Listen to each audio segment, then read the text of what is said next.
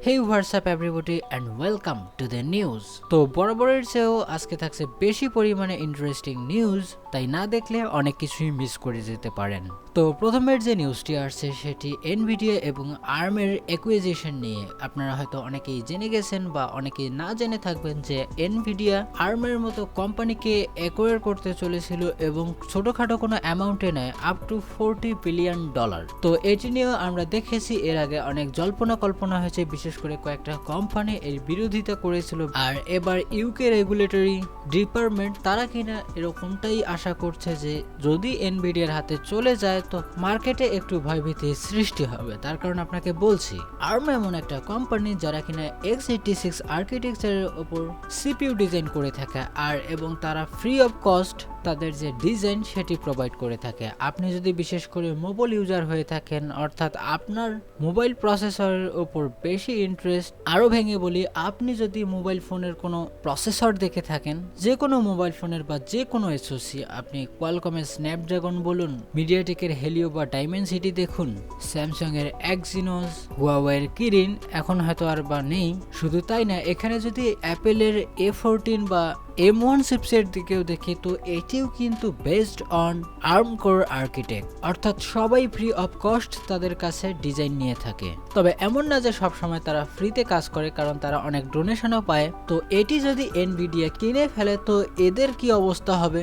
আর তাছাড়াও কিছু কিছু কোম্পানি কিন্তু এর আগেও বলেছিল যে এনভিডিয়া যদি আর্মকে কিনে ফেলে তো সেক্ষেত্রে কিন্তু অনেক সমস্যার মুখে পড়তে হবে এই সকল কোম্পানিকে যারা চিপসের উপর ডিপেন্ড করে। তো সেটা অনেক দিনের ঘটনা। তো এখন ইউকে রেগুলেটরস বলছেন, অর্থাৎ এটি কিন্তু একটা ইউকে বেস কোম্পানি, তবে এখানে তাদের কিছু যায় আসে না। তারা আরও বলছে যে তো একটু যদি বাড়িয়ে চাড়িয়ে ডিল হয় তো সেক্ষেত্রে আমাদেরও ফায়দা। তো এই বিষয়ের উপর সিএমএ ফুল ইনভেস্টিগেশন করছে আর 2 ফেজে আছে এটি। তবে এখানে এনভিডিয়াও কিন্তু বলে দিয়েছে যে এরকম বেশি একটা সমস্যা হবে না। তবে এই যে পুরো ডিলটি ছিল এটি কিন্তু ছোটখাটো কোনো ডিল না, আপ টু $40 বিলিয়ন।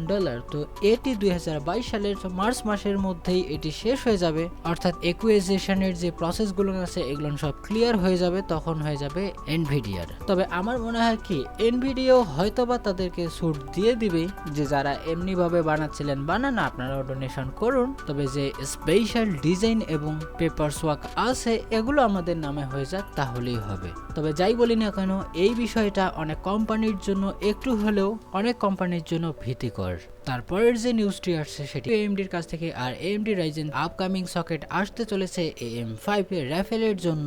সোজা ভাষায় জেন 4 আর্কিটেকচারের যে সিপিইউ গুলো আসবে মার্কেটে, অর্থাৎ 6000 বা 7000 সিরিজের হোয়াটএভার, তো সেখানের যে সকেট ডায়াগ্রাম এবং চিপসেট ডায়াগ্রাম সেটি আমাদের সামনে চলে এসেছে। তো যেখানে প্রথমে ক্লেম করা হয়েছিল যে AM5 সকেটের সাথেই আসবে জেন 5 পিসি এক্সপ্রেস লেন, তো এরকমটা হবে না অ্যাকর্ডিং টু লিক, কারণ এখানে আমরা ক্লিয়ারলি দেখতে পাচ্ছি শুধুমাত্র পিসিআই এক্সপ্রেস জেন 4 দেখা যাচ্ছে।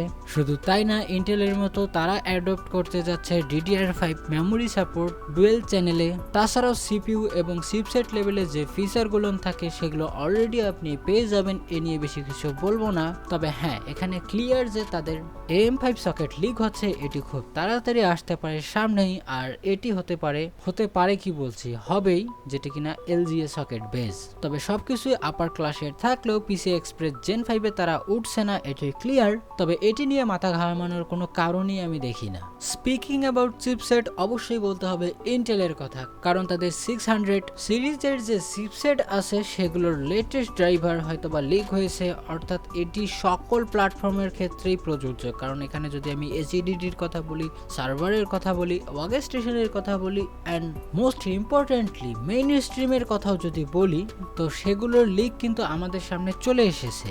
তবে এটি বেশি কিছু বলে কমপ্লিকেটেড করব না, তো আপনাদেরকে বলে নেই HDDর ক্ষেত্রে X699, ওয়ার্কস্টেশনের জন্য W680 এবং মেইন স্ট্রিমের জন্য G690, W685 ওয়ার্কস্টেশন ইনথুসিয়াস্ট। তাছাড়াও Q series, R series, H series, B series সবগুলোই আসতে চলেছে উইথ ইন্টারেস্টিং কনফিগারেশনের সাথে।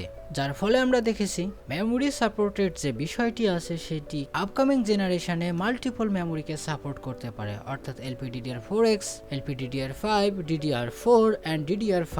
Very good job. যেহেতু এরকম কনফিগারেশনের কথা বলা হচ্ছে, অবশ্যই বলতে হবে ইন্টেলের আর্কের কথা, অর্থাৎ নতুন graphics code name Intel Arc, যেখানে বেসড অন XeHPG গ্রাফিক্স।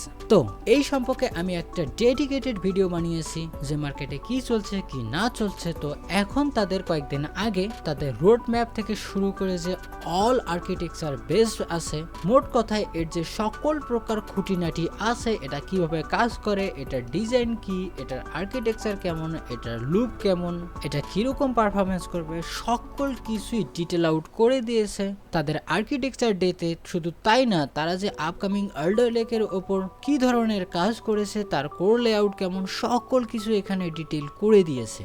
যে এর যে বিগ ডট লিডল কোর হবে সেটি কিভাবে কাজ করবে, তাদের পি করে কত থ্রেড থাকবে, অথবা ই কোর যে থাকবে এটিতে থ্রেড থাকবে কিনা, সকল কিছুই একেবারে ট্রান্সপারেন্ট করেছে তাদের বিষয়গুলো।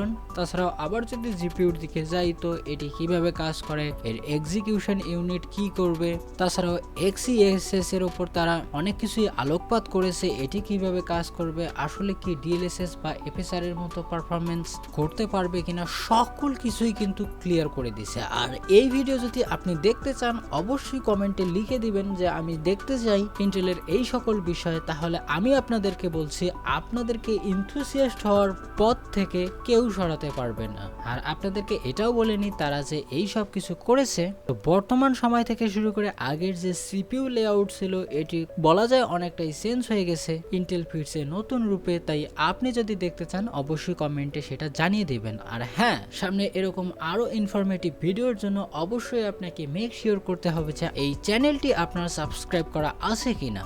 আর তাছাড়াও অনেকে যদি সাবস্ক্রাইবও করে ফেলে, তো সেক্ষেত্রে কিন্তু বেল আইকনে তারা প্রেস করে না। তাই দূরে সরে না থাকতে চাইলে অবশ্যই বেল আইকনে প্রেস করে দিবেন।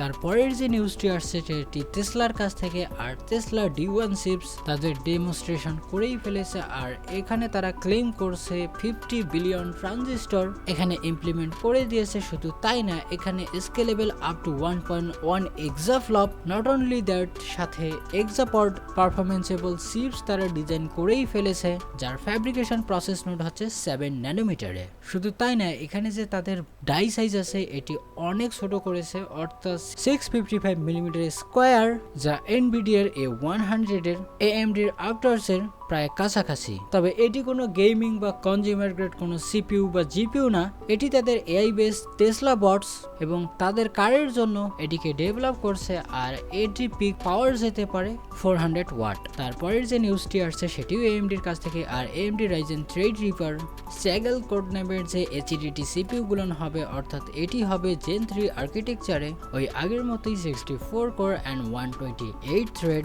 280 ওয়াট পাওয়ার কনজাম্পশন। তবে এবার যে এর পারফরমেন্স ডিসপারেশন হবে, এটি kind of like better horse power পেয়ে যাবে as compare to previous generation. তো এখন আসি জিপিইউ নিউজে, কারণ সবসময় এটি ইন্টারেস্টিং হয়ে থাকে। তো প্রথমে যদি আমি AMDর কথা বলি, তো তারা অনেকদিন থেকেই প্ল্যান করে আসছে যে তাদের RDNA 2 বেস যে গ্রাফিক্স কার্ডগুলো আছে এগুলোকে কিভাবে রিফ্রেশ করা যায় সেটির চিন্তা ভাবনায় আছে। আর যদি সেটা করে থাকে, তো মার্কেটে যে গ্রাফিক্স কার্ডের সমস্যা সেটি অনেকটাই রিডিউস হওয়ার পথে থাকবে। কারণ কয়েকদিন আগে পর্যন্ত আমরা দেখছিলাম যে মনে হয় তীরে এসে তরি ডোবে। তাছাড়াও AMDর গ্রাফিক্স কার্ড আমাদের চোখে ধুলো দিয়ে টপ পজিশনে ওঠার কিভাবে চেষ্টা করছিল সেটি সম্পর্কে একটা ভিডিও দেওয়ার চিন্তা করছিলাম, কিন্তু আপনাদের ডিমান্ড না থাকায় সেটি আমি আর এখন করছি না। তাছাড়াও তারা কিন্তু এখন আবার প্ল্যান করছে যে RDNA 3 তো এর মধ্যে চলে আসবে, তো আমাদেরকে চিন্তা করতে হবে RDNA 4 এর কথা, অর্থাৎ RADEON RTX 8000 সিরিজের যে গ্রাফিক্স কার্ডগুলো হবে এগুলো কিরকম হবে। তো এখানে রিউমার আসছে যে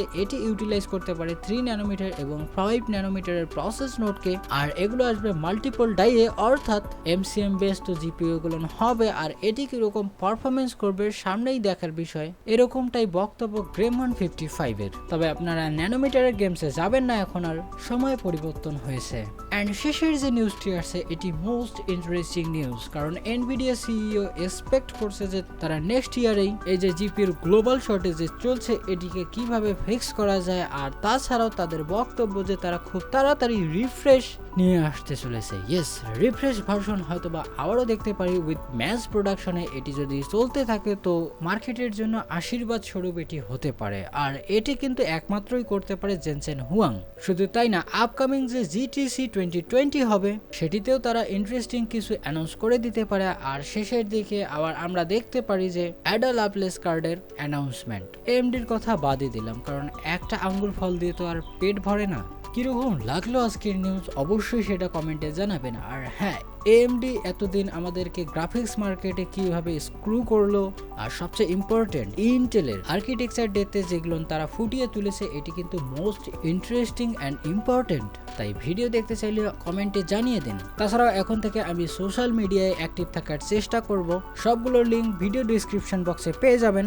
আর আপনাদের কাছে আবারও রিকোয়েস্ট করছি, আপনি যদি এখনো আমার চ্যানেলটিকে সাবস্ক্রাইব না করে থাকেন তো প্লিজ চ্যানেলটিকে সাবস্ক্রাইব করবেন। তো আজকের মতো এ পর্যন্তই, দেখা হবে নেক্সট ভিডিওতে।